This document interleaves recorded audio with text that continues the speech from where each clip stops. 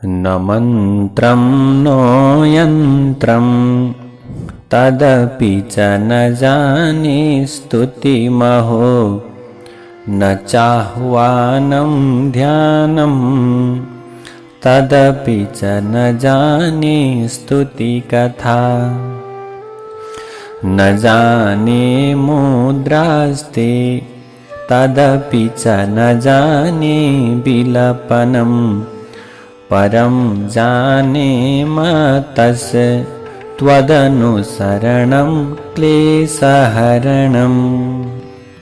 श्रीमद्देवी भागवत महापुराण को 12औं स्कंध को अब 10औं अध्याय में मणिद्वीप को वर्णन गर्नुभयो। व्यासले भन्नुहुन्छ, राजन, ब्रह्मलोक भन्दा माथि जसलाई स्वर्गलोक भनिन्छ त्यही मणिद्वीप हो। त्यहाँ देवी जगदम्बा विराजमान रहनुहुन्छ। सबै लोक भन्दा श्रेष्ठ हुनाले यसको नाम के भयो? सर्वलोक भएको हो। यो लोक बराबर त्रिलोकमा अरु कुनै पनि सुन्दर धाम छैन। जगतका लागि यो छत्र स्वरूप छ। सम्पूर्ण ब्रह्माण्ड यसैको छत्र छायामा छ। मणिद्वीपको चारैतिर अमृतका समुद्र विराजमान छन्। तिनका सतत तरङ्गले द्वीपको शोभा बढाएका छन्। त्यस समुद्रको किनारको रत्नमय बालुवा र शीतल जलका कण चारैतिर फैलिन्छन्। त्यस सुधामय समुद्रको चारैतिरको तटमा भएका रत्नमय वृक्षहरूले त्यहाँको शोभा बढाएका छन्। यी समुद्रको निकट फलामबाट बनेका गगनचुम्बी 4 पल्खा पर्खालहरू छन्। ती 7 योजन क्षेत्रमा विस्तृत छन्। राजन, यसभित्र देवीका भक्त र गणहरू रहन्छन्। त्यहाँ भगवतीको दर्शन गर्नका निम्ति देवताहरू पनि आउँछन्। उनीहरूका सयौं विमान र वाहनहरूको सङ्घर्षको ध्वनि यसका कुना कुनामा फैलिरहन्छ। त्यस स्थानमा मधुर जलले परिपूर्ण धेरै सरोवर छन्। फलामको सुरक्षित घेरा प्रकार भन्दा अगाडि कांस्यबाट निर्मित प्रकार छ। यो गगनचुम्बी र धेरै विशाल छ। यस क्षेत्रभित्र जगतमा जति जातका वृक्ष छन् ती सबै यहाँ पाइन्छन्। कोइलीको मधुर ध्वनिले युक्त र भ्रमरको गुनगुनले मुखरी जति सबै वृक्षले सधैँ अमृतमय रस चुहाइरहन्छन्। कांस्यको प्रकार भन्दा अगाडि तामाको प्रकार छ। यसको उचाइ 100 योजन छ।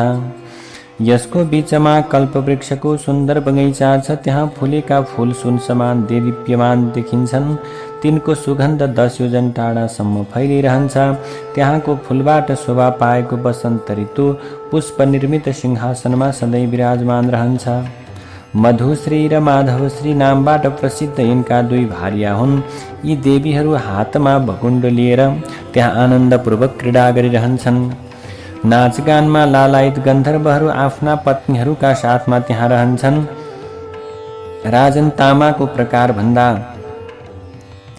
अगाडि सीसाको प्रकार छ। त्यसको उचाइ 7 योजन छ। त्यसको बीचमा सन्तान नामक वृक्षको वाटिका छ। त्यहाँ अमृत समान मधुर रसले पूर्ण मिठा फलहरूको प्रशस्ति छ। त्यस वाटिकाका स्वामी ग्रीष्म ऋतु हुन्। यिनका 2 भार्या शुक्रश्री र शुचिश्री हुन्। सन्तापबाट तप्त भएका प्राणी त्यहाँका वृक्षको छायामा निवास गर्दछन्। सीसाको प्रकार भन्दा अगाडि पित्तलद्वारा निर्मित 4 प्रकार छन्। यसको लम्बाइ 7 योजन छ। यसको मध्यभागमा मलयाग्री वृक्षको बगैँचा छ। त्यहाँको व्यवस्था वर्षा ऋतुले गर्छ। वर्षा ऋतुको शब्द विद्युतको कटकटाहट हो। इन्द्रधनुषले नै यसको धनुषको काम गर्दछ। सहस्र जलधारा वर्षाउने यसको स्वाभाविक गुण हो। नभोश्री, नभस्यश्री, रस्यमालिनी, स्वरस्या, अम्बादुला, त्यस्तै गरी निरत्नी, अभ्रमन्ती, मेघयन्तिका, वर्षयन्ती, त्यस्तै गरी बारीधारा आदि 12 शक्ति वर्षा ऋतु देवी कहिन्छन्। वर्षा ऋतुका पित्तलको प्रकार भन्दा अगाडि 7 योजन लामो पञ्चलौहबाट बनेको प्रकार छन्। यसको बीचमा मदार नामक दिव्य वृक्षहरूको वाटिका छन्। शरद ऋतुलाई यसको अधिष्ठाता भनिन्छ। यसका सुप्रसिद्ध 2 देवी छन्, ईशु लक्ष्मी र ऊर्जा लक्ष्मी। त्यहाँ आफ्ना स्त्रीका साथमा सिद्ध पुरुषहरूले निवास गर्छन्। फलामको 6 प्रकार भन्दा अगाडि 7औं चाँदीको परिधि छ। त्यसको लम्बाइ 7 योजन छ। हेमन्त ऋतु यसको स्वामी हो।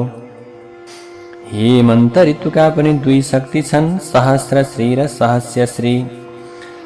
त्यस्तै गरी व्रतको उपासना गर्ने सिद्ध पुरुषहरू त्यहाँ रहन्छन्। चाँदीको प्रकार भन्दा अगाडि 8वटा सुवर्णबाट निर्मित सौवर्णशाला बताइएको छ। 7 योजन लामो यसको बीचमा कदम्बको सुन्दर वाटिका छ। पुष्प पल्लवले पूर्ण यस स्थानमा शिशिर ऋतुले त्यहाँको कार्य व्यवस्था गर्दछ। शिशिर ऋतुका पनि 2 भार्या तपश्री र तपस्यश्री छन्। शिशिर ऋतुलाई धारण गर्ने देवताहरू त्यहाँ निवास गर्छन्। देवीलाई प्रसन्न गर्नका लागि त्यो ठाउँमा गाई र भूमिदान गर्ने महासिद्ध पुरुषहरू निवास गर्छन्। हिरण्यमयदेखि अगाडि पुष्पराग मणिबाट निर्मित 7 योजन लामो एक प्रकार छ। त्यहाँको भूमि वन र उपवनलाई पुष्पराग वन भनिन्छ। जुन रत्नबाट त्यहाँका प्रकारहरू बनेका छन् त्यस्तै रत्नद्वारा त्यहाँका वृक्ष, पृथ्वी, जलमण्डप र त्यहाँका खाँबा, सरोवर, कमल आदि निर्मित छन्। त्यस प्रकारभित्र जे वस्तुहरू छन् ती सबै पुष्पराग मणिबाट बनेका छन्। प्रत्येक ब्रह्माण्डमा रहने इन्द्र आदि दिक्पाल हातमा आयुध लिएर त्यहाँ निवास गर्छन्। मणिद्वीपको पूर्व दिशामा अमरापुरी छ। भाँति भाँतिका उपवनहरूले अमरापुरीको शोभा बढाएका छन्। यो पुरी देवराज इन्द्रको हो। स्वर्गको अधिकतम शोभा अमरावतीमा छ। ऐरावत समारूढो वज्रहस्तः प्रतापवान् देवसेना परिवृतो राजतेत्र शतक्रतुः। देवसेना परिवृतो राजतेत्र शतक्रतुः। अमरावतीमा प्रतापी इन्द्र ऐरावत हात्तीमा चढेर हातमा वज्र लिएर देवताहरूका साथमा सुशोभित रहन्छन्। इन्द्र पत्नी सचिवनी देवाङ्गहरूबाट सम्पन्न भएर त्यहाँ सुशोभित रहन्छन्। राजन, मणिद्वीपको अग्निकुण्डमा अग्नि समान प्रज्वलित बन्हीपुर छ। स्वाहा र स्वधा 2 शक्तिका साथमा अग्निदेव त्यहाँ रहन्छन्। मणिद्वीपको दक्षिण दिशामा यमराजको पुर छ। चित्रगुप्त र मन्त्री अनुचरहरूका साथमा हातमा विशाल लौहदण्ड लिएर यमराज त्यहाँ रहन्छन्। सूर्यनन्दन यमराजको साथमा उनकी सहधर्मिणी पनि रहन्छन्। नैऋत्य कोणमा राक्षसको पुरी छ। निऋति हातमा खड्ग लिएर राक्षसहरूका साथ त्यहाँ बस्छन्। पश्चिम दिशामा वरुण राज पास धारण गरेर पत्नी वारुणीका साथमा त्यहाँ निवास गर्छन्। महामत्स्यले यिनको सवारी साधनका रूपमा काम गर्दछन्। मणिद्वीपको वायव्य कोणमा वायुलोक छ। सिद्ध योगिनीहरूका साथमा उनी हातमा ध्वजा लिएर त्यहाँ बस्छन्। वायुदेवको सवारी साधन मृग हो। मरुद्गणिनलाई घेरेर बस्छन्। मणिद्वीपको उत्तर दिशामा यक्षहरूको महालोक छ। त्यहाँ यक्षका स्वामी कुबेर आफ्ना रिद्धि वृद्धि प्रवृद्धि शक्तिहरूका साथमा निवास गर्दछन्। मणिभद्र, पूर्णभद्र, मणिमान, मणिकन्धर, मणिभूषण, मणिमाली, मणिधनुर्धर आदि यक्षसेनाका साथ कुबेर त्यहाँ निवास गर्छन्। राजन, मणिद्वीपको ईशान कोणमा रुद्रलोक छ। त्यहाँ रुद्रदेव निवास गर्छन्। उनका असंख्य रुद्रले हातमा धनुष लिएर उनको सहयोग गर्दछन्। असंख्य उग्रमूर्ति धारण गर्ने रुद्र 10 खुट्टा 10 गर्दन 3 नेत्रबाट शोभायमान देखिन्छन्। अन्तरिक्ष भूलोकमा विचरण गर्ने रुद्रको त्यहाँ प्रसिद्धि छ। त्यहाँ रुद्रहरूबाट घेरिएर भगवान शङ्कर विराजमान हुनुहुन्छ। गलामा मुण्डमाला, हातमा सर्पबेरी र काँधमा सर्पमय यज्ञोपवीत, शरीरमा बाघाम्बर र उत्तरीको स्थानमा गजचर्मले उहाँको शोभा दिइरहेको छ। भूतहरूका निवासी भूतरुद्र सधैँ भूतहरूका साथमा टोलीद्वारा घेरिएर रहन्छन्। ईशान दिशाका स्वामी भएका हुँदा यी ईशान नामबाट प्रसिद्ध छन्। अब व्यासले भन्नुहुन्छ, राजन, पुष्पराग निर्मित प्रकारबाट अगाडि पद्मराग मणिको एउटा प्रकार छ। त्यो 10 योजन फराकिलो छ। यहाँका स्तम्भहरू पद्मराग मणिबाट युक्त छन्। यसको बीच भागमा रत्नमय भूषणबाट भूषित 64 कलाहरूको निवास छ। ती कलाहरूका पृथक पृथक लोक छन्। त्यहाँ जे जति वस्तु छन् सबै पद्मराग मणिबाट बनेका छन्। आफ्ना आफ्ना वाहनबाट युक्त यी कलाहरूले त्यहाँको शोभा बढाइरहेका छन्। अब ती कलाहरूको नाम बताउनु भो। तिनीहरूको नाम पिङ्गलाक्षी, विशालाक्षी, समृद्धि, वृद्धि, श्रद्धा, स्वाहा, सुधा, अभिख्या, माया, संज्ञा, वसुन्धरा, त्रिलोकधात्री, सावित्री, गायत्री आदि आदि गरेका 64 कला भए। सबै कलाको मुख प्रज्वलित अग्नि समान छ। यिनीहरूले भन्छन्, हामीले जगतको सबै जलपान गर्न सक्छौँ, अग्निको सत्ता हाम्रो अगाडि अडिन सक्दैन, हामीले चाहेमा यो जगत हाम्रो एक ग्रास बन्दछ। यी शब्द उच्चारण गर्ने कलाहरूका आँखा के हुन्छन्, राता राता गराएका हुन्छन्। उनीहरूमा सदा युद्ध गर्ने अभिलाषा बनिरहन्छ।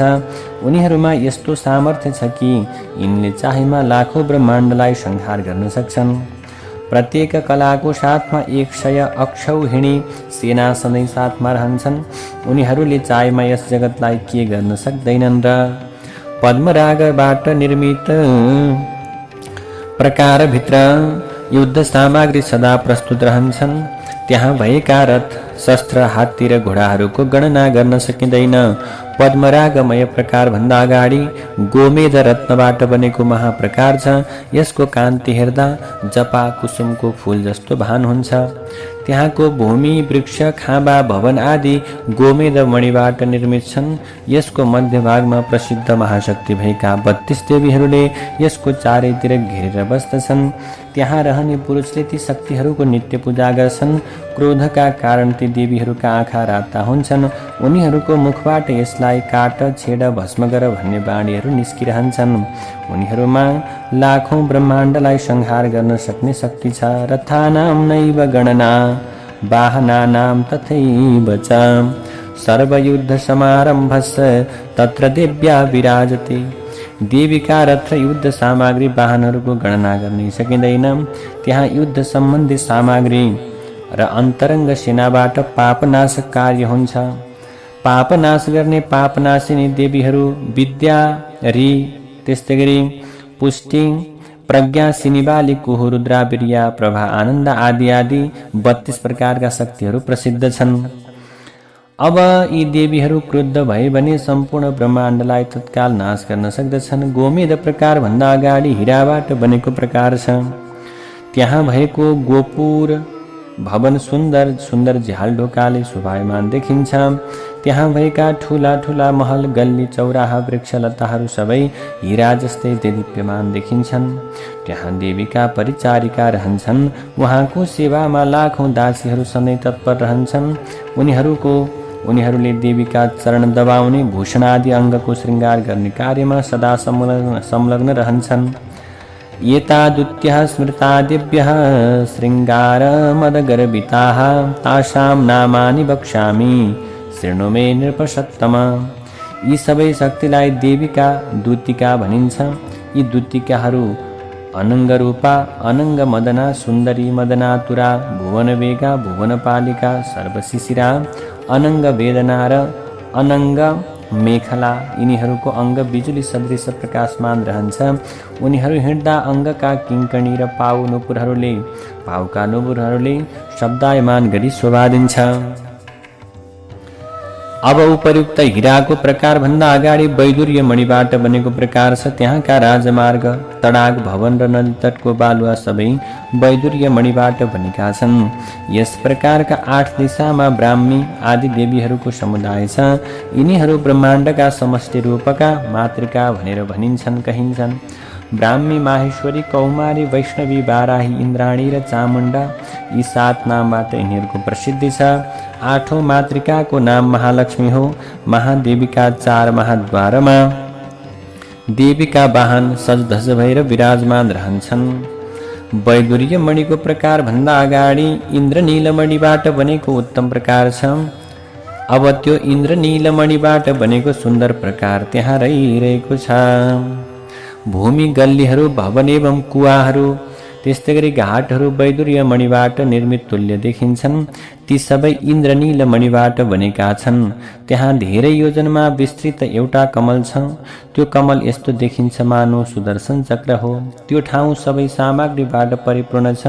त्यहाँ 16 शक्तिहरू विराजमान रहन्छन्। कराली, विकराली, उमा, सरस्वती, श्री दुर्गा, उषा, लक्ष्मी, श्रुति, स्मृति, धृति, श्रद्धा, मेधा, मति, कान्ति र आर्य, यी 16 शक्तिहरू नीलो मेघ समान वर्णबाट सुशोभित छन्। यी सबै श्री देवीका सेनानी हुन्। इन्द्रनीलमणि भन्दा अगाडि विशाल मुक्ता प्रकार छ। यसको मध्यभागमा अष्टदल कमल छ। यो कमल केशरबाट युक्त छ। कमलको अष्टदलमा भुवनेश्वरी समान आकृति भएका देवीहरू हातमा आयुध लिएर त्यहाँ विराजमान रहन्छन्। आफ्नै स्वामिनीको कार्य पूर्ण गर्न यिनीहरू सधैँ तत्पर रहन्छन्। ब्रह्माण्डमा रहने सबै प्राणीहरूको समाचार बताउनु यिनीहरूको मुख्य काम हो। अब म यी देवीहरूको नाम बताउँछु। अनङ्ग कुसुमा, अनङ्ग कुसुमातुरा, अनङ्ग मदना आदि आदि। यो मुक्ता प्रकार भन्दा अगाडि महामरकतमणिबाट निर्मित एउटा अर्को ठूलो के छ प्रकार छ। यसको मध्य भूमि र भवन महामरकतमणि समान छ। यस प्रकारमा भगवती भुवनेश्वरीको 6 कोण भएको विशाल यन्त्र छ। ती 6 कोणमा रहने देवताहरूको नाम: पूर्व कोणमा चतुर्मुख ब्रह्मा भगवती गायत्रीका साथमा, त्यहाँ वेद पुराण विभिन्न शास्त्र सबै मूर्तिमान भएर रहन्छन्। नैऋत्य कोणमा शङ्ख चक्र गदा र कमल धारण गर्ने भगवती सावित्री विराजमान रहनुहुन्छ। भगवान विष्णु पनि यस्तै वेशमा त्यहाँ रहन्छन्। मत्स्यकुर्म आदि गायत्रीका विग्रहका लागि पनि त्यहाँ बस्ने ठाउँ निश्चित गरिएको छ। वायव्य कोणमा फर्सा, अक्षतामाला, अक्षमाला, अभय र वरमुद्रा धारण गरेर महारुद्र निवास गर्छन्। त्यहाँ भगवती सरस्वती पनि त्यस्तै भेषमा निवास गर्दछिन्। दक्षिणामूर्ति रुद्र, गौरी आदि सबै पार्वती पनि त्यहाँ बस्छन्। यसका अतिरिक्त धनका स्वामी कुबेर रत्नमय कलश लिएर अग्निकोणमा बस्छन्। कुबेरले देवी भगवतीको कोशको रक्षा गरिरहन्छन्। वरुणको निवासस्थ कोणमा रतिका साथ कामदेव पनि बस्छन्। ईशान कोणमा विघ्नमाथि शासन गर्ने गणेश देवी पुष्टिका साथ पास र अङ्कुश लिई बस्छन्। मुक्ता प्रकार भन्दा अगाडि संयोजनको विस्तृत अर्को प्रवालका प्रकार छ। यो कुमकुम युक्त समान अथवा कुमकुम समान अरुण वर्णको छ। यसको मध्यभागमा पञ्चभूतका 5 स्वामी निवास गर्दछन्। तिनीहरूको नाम हल्लेखा, गगना, रक्ता, करालिका र महोच्छुष्मा हो। भगवतीको शक्तिले सधैँ तरुण अवस्थामा रहेर हातमा पास, अङ्कुश, वर र अभय मुद्रा धारण गरेर जगदम्बा समान रूपमा त्यहाँ रहन्छन्। राजन, यस्ता प्रकारले प्रवालमय प्रकार भन्दा अगाडि नवरत्नबाट बनेको विशाल प्रकार छ। त्यहाँ अत्यन्त सुन्दर भव्य भवनले त्यहाँको शोभा बढाएको छ। ती सबै नवरत्नबाट बनेका छन्। श्री देवीका सबै अवतारको त्यहाँ निवास हुन्छ। देवीका अङ्गरक्षक शक्तिहरू महामन्त्रका साथ करोड देवता र देवीका यावत शक्तिहरू त्यहाँ रहन्छन्। नवरत्नमय प्रकार भन्दा अगाडि चिन्तामणिबाट निर्मित भएको एउटा विशाल मन्दिर छ। त्यहाँ रहेका सबै वस्तु चिन्तामणिबाट बनेका छन्। सूर्य, चन्द्रमा र बिजुली समान चमक भएका नूतन पत्थरबाट बनेका हजारौं खाँबा त्यस भवनमा लागेका छन्। भवनको विशिष्ट सुन्दरता चमकले गर्दा हेर्ने जति अत्यन्त आश्चर्यमा पर्दछन्। उनीहरूको नजर यताउता जाँदैन। महर्षि वेदव्यास भन्नुहुन्छ, हे जनमेजय, मणिद्वीपको मध्यभागमा शोभित भवन भगवती जगदम्बाको हो। त्यो प्रकारको निवास हो। त्यस भवनमा 4 मण्डप छन्। प्रत्येक मण्डप हजार स्तम्भबाट युक्त छन्। पहिलो श्रृङ्गार भवन मण्डप, दोस्रो मुक्ति मण्डप, तेस्रो ज्ञान मण्डप र चौथो एकान्त मण्डप नामबाट विख्यात छ। यी मण्डपहरूमा अनेक प्रकारका चन्दुवा टाँगिएका छन्। त्यहाँ विभिन्न सुगन्धले परिपूर्ण धूपबत्ती र विभिन्न रङका सुगन्धित पुष्पवाटिका छन्। त्यहाँ सुगन्धित फूलको मदबाट परिपूर्ण दिव्य भृङ्ग विराजमान रहन्छन्। भवनको चारैतिर महापद्मवटी छ। त्यो अमृत समान मधुर रसले परिपूर्ण छ। त्यहाँ भ्रमरहरूको गुन्जन रहिरहन्छ। असंख्य सुगन्धबाट मणिद्वीप अत्यन्त सुवासित रहन्छन्। राजन, यस्तै प्रकारले त्यहाँ पहिलो श्रृङ्गार मण्डप छ। त्यसको मध्यभागमा देवी विराजमान रहनुहुन्छ। देवाङ्गनाहरूले मधुर स्वरमा भगवतीको गाना गाउँछन्। दोस्रो मुक्ति मण्डप छ। त्यहाँ भगवतीले ब्रह्माण्ड निवासी सबैलाई मुक्ति प्रदान गर्नुहुन्छ। तेस्रो ज्ञान मण्डप छ। त्यहाँ बसेर भगवतीले सबैलाई ज्ञानको उपदेश गर्नुहुन्छ। चौथो एकान्त मण्डप छ। त्यहाँ भगवतीले जगतको रक्षाका विषयमा परामर्श गर्नुहुन्छ। हे राजन, चिन्तामणि गृह भगवतीको प्रधान स्थान हुँदा मूल प्रकृति शक्ति स्वरूप शक्ति तत्व रूपबाट त्यहाँ विराजमान रहनुहुन्छ। त्यहाँ देवीको अग्लो मञ्चले शोभा पाएको छ। ब्रह्मा, विष्णु, रुद्र र सदाशिव 4 देवता त्यस मञ्चमा रहन्छन्। त्यस मञ्चमाथि परम आदरणीय भुवनेश्वर भगवान विराजमान रहनुहुन्छ। सृष्टिको आदिमा भगवती दुई रूपले विराजमान रहनुहुन्छ। उहाँको दाहिने भागबाट भगवान भुवनेश्वर र बायाँ भागबाट सकल ब्रह्म स्वरूपिणी भगवती भुवनेश्वरी प्रकट हुनुभयो। भगवतीको अर्धाङ्ग स्वरूप भुवनेश्वर नै महानेश्वर हुन्। 5 मुख र 3 नेत्रबाट शोभा पाउने देवेश्वरको उमेर सधैँ 16 वर्षको जस्तो देखिन्छ। उनको वामाङ्गमा भगवती भुवनेश्वरी विराजमान रहनुहुन्छ। सुवर्ण एवं वैदुर्य मणिबाट निर्मित कम्बर पेटी र अन्य अङ्गभूषणले भुवनेश्वरीको मुखमण्डलको शोभा अत्यन्त मनोहर बनिरहन्छ। उहाँको कण्ठको भूषण चम्किला मोतीका माला, चन्दनको सुगन्ध, कुमकुम आदिको लेपनले उहाँका यस्तो प्रकारको शरीरलाई अलङ्कृत गरिरहेको छ। मणिहरूबाट सज्जित मुद्रिकाले उहाँका औँलाहरूलाई शोभित गरेको छ। भुवनेश्वरीको शरीर पद्मराग मणि समान देदीप्यमान एवं सबै अङ्गमा उज्जवल कान्ति रहिरहन्छ। उहाँका 4 भुजामा पाश, अङ्कुश, वर र अभय मुद्राले सधैँ शोभा पाइरहन्छन्। उहाँ सबै श्रृङ्गारले सम्पन्न करुणाकी मूर्ति हुनुहुन्छ। उहाँको कान्ति कोटि सूर्य समान सधैँ रहन्छ। देवीको चारैतिर धेरै देवस्त्री र देववृन्द सधैँ घेरेर बस्दछन्। इच्छा शक्ति, ज्ञान शक्ति र क्रिया शक्ति देवीका साथमा सधैँ युक्त रहन्छन्। लज्जा, तुष्टि, पुष्टि, कीर्ति, कान्ति, क्षमा, दया, बुद्धि र मेधा यी मूर्तिमती भएर भगवतीको नजिकमा बस्दछन्। जया, विजया, अजिता, अपराजिता, नित्या, विलासिनी, द्रोग्धी, त्यस्तै गरेर दोग्ध्री, अघोरा र अमङ्गला यिनै 9 पीठ शक्तिहरू पनि सधैँ भगवतीको सेवामा तत्पर रहन्छन्। शङ्ख निधि र पद्मनिधि भगवतीको पार्श्वभागमा विद्यमान रहन्छन्। नवरत्न बहा, काञ्चन स्रवा र सप्तधातु बहा संज्ञक नदीहरू शङ्ख निधि र पद्मनिधिबाट निस्किन्छन्। राजन, यी नदीहरू सुधा सिन्धुमा जाने गर्दछन्। यी भुवनेश्वरीको बायाँ अङ्गमा विराजमान रहन्छन्। यी नदीहरूको सङ्गतले देवीलाई सर्वेश हुने योग्यता प्राप्त भएको छ। अब व्यासले भन्नुहुन्छ, राजन, अब तिमी चिन्तामणि गृहको परिमाण सुन। यो भवनको लम्बाइ चौडाइ 1000 योजनमा छ। यो नै भगवतीको मणिद्वीप हो। तदुत्तरी महाशालाः पूर्वस्माद् 2 गुणाः स्मृताः अन्तरिक्षगतं त्वैतन् निराधारं विराजते। यो मणिद्वीप भूमिमा नभई अन्तरिक्ष लोकमा सुशोभित रहन्छ। यसको न प्रलयकालमा नाश हुन्छ न त सृष्टिको समयमा यसको उत्पत्ति हुन्छ। त्यस अन्तर्गतका जति प्रकारका छन् ती सबै अवधि चिन्तामणि गृहबाट सापेक्ष छ। यस ब्रह्माण्ड अन्तर्गतका जति देवी उपासक छन् ती सबै र देवलोक, नागलोक, मनुष्यलोक र अन्य लोकमा श्री देवीको जति भक्त छन् ती सबै यहाँ आउँछन्। जसले देवीको उपासना गर्दा गर्दै प्राण त्याग्छन् तिनीहरूले देवीको धाम प्राप्त गर्दछन्। देवीको धाममा घृतकुल्या, दुग्धकुल्या, दधिकुल्या, मधुस्रवा, अमृत बहा, द्राक्षारस बहा, त्यस्तै गरी जम्बुरस बहा, आम्रेक्षु रस बहा आदि हजारौं श्रेष्ठ नदीहरू प्रवाहित भइरहेका हुन्छन्। त्यहाँ मनोरथ रूपी फल फल्ने वृक्ष छन्। नरोग पलितं वापि जरा वापि कदाचन न चिन्ता न च मात्सर्यं काम क्रोधादिकं तथा। मणिद्वीपमा रोगी भएर कसैको पनि शरीर क्षीण हुँदैन। त्यहाँ बुढेउलीले पनि प्रभाव पार्न सक्दैन। यसरी प्रभु त्यस दिव्य स्थानमा रहने सबै चिन्ता, मात्सर्य, काम र क्रोधबाट रहित रहन्छन्। त्यहाँ रहने सबै युवापन, स्त्रीयुक्त र 1000 सूर्य समान तेजस्वी रूपमा रहिरहन्छन्।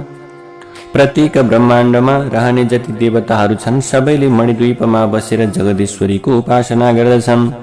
सम्पूर्ण महाविद्यालय सधैँ देवीको सेवा गरिरहन्छन्। राजन, मैले मणिद्वीपको विस्तृत महिमाको वर्णन गरेँ। यस मणिद्वीपको प्रभागको कोटि अंशको तुलना गर्न करोडौं सूर्य, चन्द्रमा, अग्नि र विद्युत पनि असमर्थ छन्। यस पुरीको केही भागमा मरकत मणिको छवि छ। कुनै भागमा बिजुली र सूर्य समान चमक छ। त्यसको केही दिशाको भाग तताइएको सुवर्ण समान छ। त्यो पुरीको निर्माण यस्तो देखिन्छ कि सूर्य र चन्द्रमा चन्द्रकान्त मणि र सूर्यकान्त मणिका ढुङ्गाबाट बनेका हुन्। त्यो द्वीप रत्नमय वृक्ष, फूल तथा हरियालीपूर्ण पातहरूबाट सुसज्जित छ। मणिद्वीपको मध्य भागमा फक्रिएको रत्नमय कमलले त्यहाँको अनुपम शोभा बढाएको छ।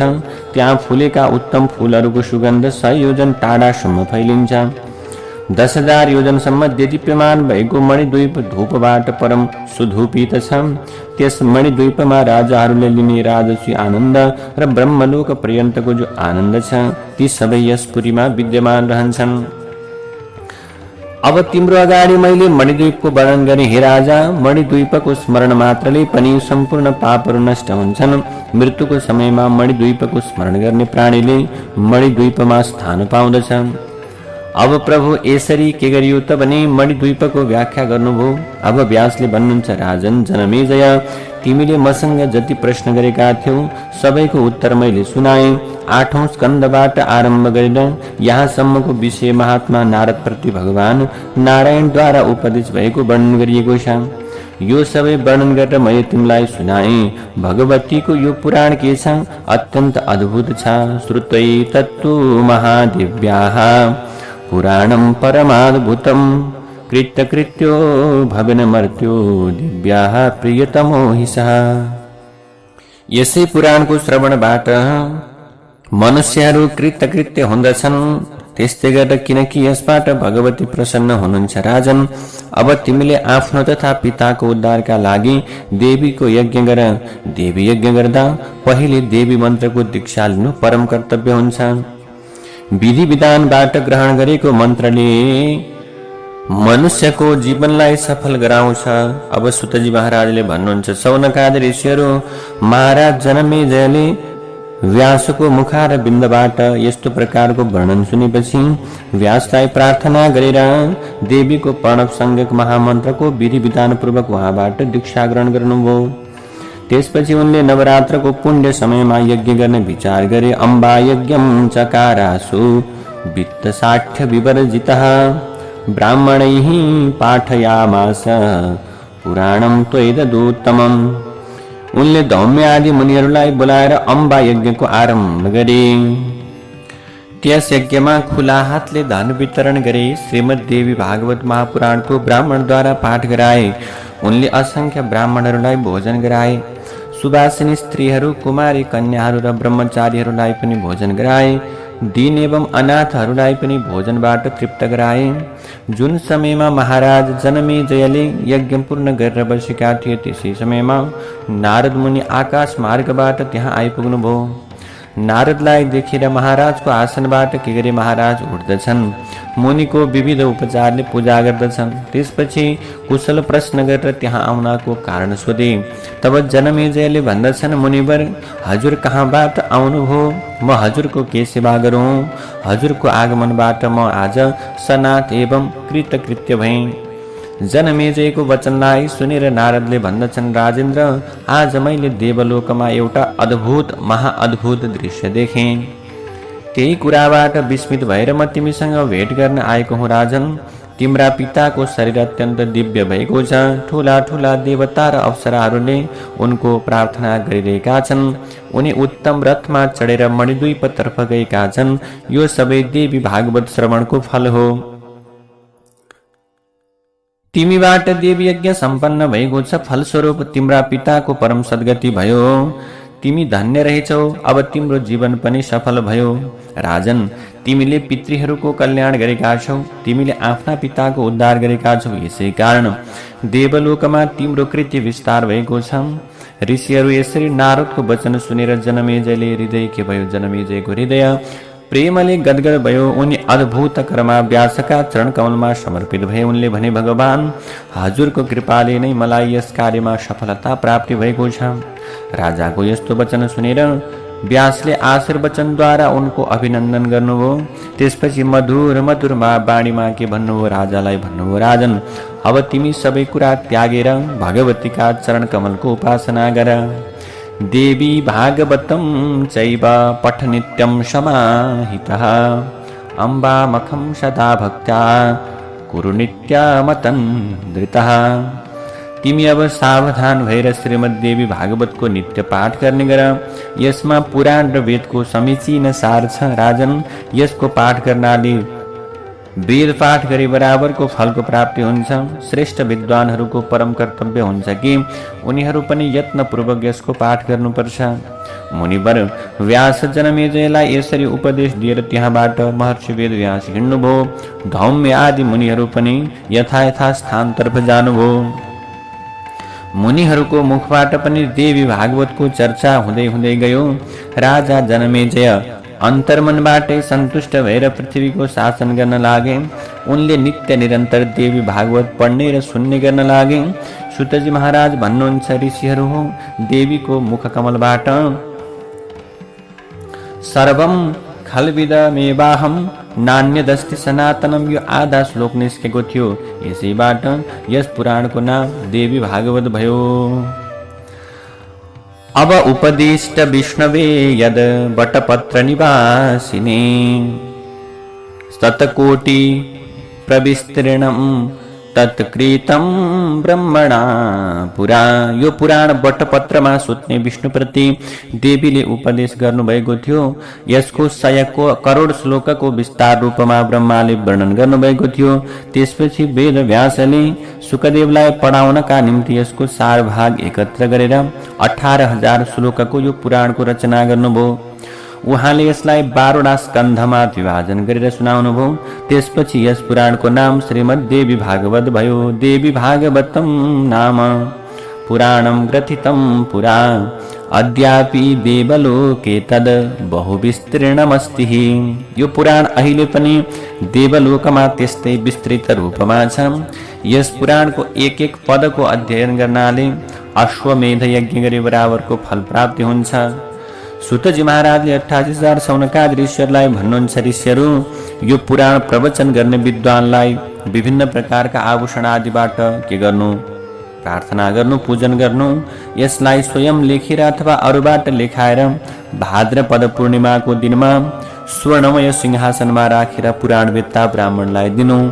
त्यसपछि दक्षिणा दिएर अलङ्कारले युक्त अब सबत्सा गाई चाहिँ व्यासलाई अर्पण गर्नुपर्दछ। कथा समाप्त भएपछि जे जति अध्याय छन् त्यति ब्राह्मणलाई सकेमा भोजन गराउनु। यस्तै प्रकारले यो पुराणको दानबाट मात्रै पनि पृथ्वी दान गरे बराबरको फल मिल्दछ। यसो गर्नाले पुरुषले यस लोकमा सुख भोग भोगेर अन्त्यमा देवलोकको प्राप्त गर्दछन्। त्यसैले यो पुराणको श्रवणको प्रभावले सन्तान नभएकाहरूलाई सन्तानको प्राप्ति, धन नभएकालाई धनको प्राप्ति, विद्यार्थीलाई विद्याको प्राप्ति, विद्वान हुने। यसरी यो पुराणको जसको घरमा स्थापित हुन्छ त्यसको घरमा लक्ष्मी र सरस्वतीले सधैँ वास गरिरहनुहुन्छ।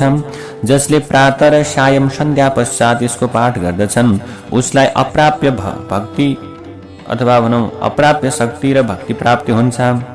शरद ऋतुको नवरात्रमा भक्तिपूर्वक यसको नित्य पाठ गर्नुपर्दछ।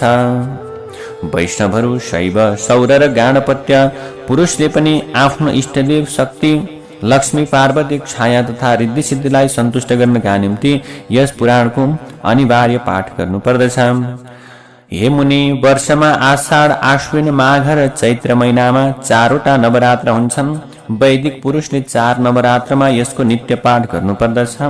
स्त्री र शूद्रलाई ब्राह्मणको मुखबाट यसको श्रवण गराउने यो पुराणको मर्यादा पनि यही नै हो। हे दुई जबरहरू, श्रीमद् देवी भागवत पुराण परम पवित्र एवं वेदको सारभाग हो। यसलाई पढ्नाले वा सुन्नाले मात्रै पनि पुरुष वेदपाठी समान फलको भागी बन्दछन्। सच्चिदानन्द रूपां तां गायत्री प्रतिपादितां नमामि ह्रीं देवीं धियो यो नः प्रचोदयात्। देवी भगवती सच्चिदानन्द स्वरूपिणी हुनुहुन्छ। उहाँ नै गायत्रीको नामबाट प्रख्यात हुनुहुन्छ। यस्तै ह्रीमयी जगदम्बालाई म प्रणाम गर्दछु। उहाँले हामीहरूलाई सद्बुद्धि र सत्प्रेरणा प्रदान गर्ने कृपा गर्नुहोस्। नैमिषारण्य नाम गएको क्षेत्रमा निवास गर्ने तपोधन मुनिहरूले पुराण वेत्ता सूतको मुखारविन्दबाट यसको वर्णन सुनेपछि बृहत समारोह गरेर उहाँको सम्मान गरे। सबैको हृदय प्रफुल्लित भयो। यस पुराणको श्रवणको प्रभावले उनीहरूका सारा लौकिक आकांक्षाहरू शान्त भएका थिए।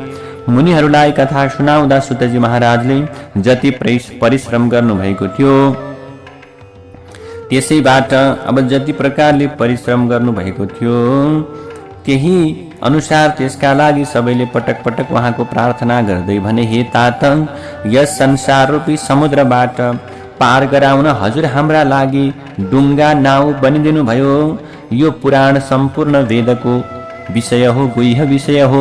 यसको प्रत्येक पदमा दुर्गमता लुकेको छ। इति स मुनिवराणाम् अग्रतः श्रावयित्वा सकल निगम गुह्यं दौर्गमेतत् पुराणम् नतमथ मुनिसंघं वर्धयित्वा शिशाम्बा चरणकमल भृङ्गो निर्जगामाथ सूतः। सुतजीले प्रमुख मुनिहरूको सम्मुखमा यस पुराणको श्रवण गराउनु भयो। त्यस समय मुनिहरूको समाज हात जोडेर सुतजी महाराजको अगाडि उपस्थित थियो। सबैलाई आशीर्वचन दिएर जगदम्बाका चरणकमलमा सदा भृङ्ग समान निवास गर्ने सुतजी त्यहाँबाट के गर्नुभयो? प्रस्थान गर्नुभयो। यसरी श्रीमद्देवी भागवत महापुराणको 12औं स्कन्धको 14औं अध्यायलाई यही नै विश्राम गरिन्छ। यसका साथै श्रीमद्देवी भागवत महापुराण यही नै पूर्ण हुँदछ। देवी प्रपन्नारति हरे प्रसीद प्रसीद मातरे जगतोऽखिलस्य प्रसीद विश्वेश्वरि पाहि विश्वं त्वमीश्वरी देवी चराचरस्य।